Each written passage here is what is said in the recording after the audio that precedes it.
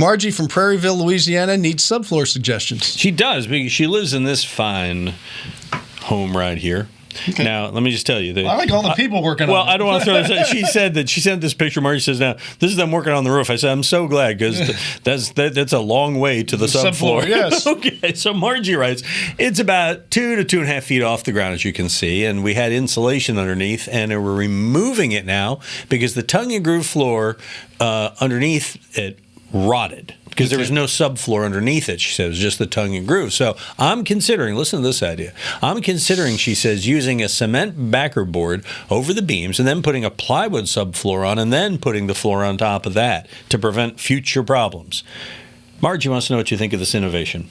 The backerboard is irrelevant. Don't do it. It doesn't make any sense. And backerboard is not structural.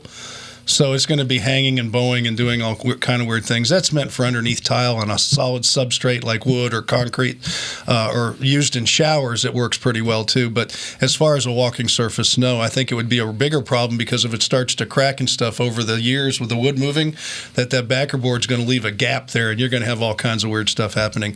So nix the backerboard and just go ahead and put it back the way anybody would put a floor like that back together, is glue and screw the subfloor down.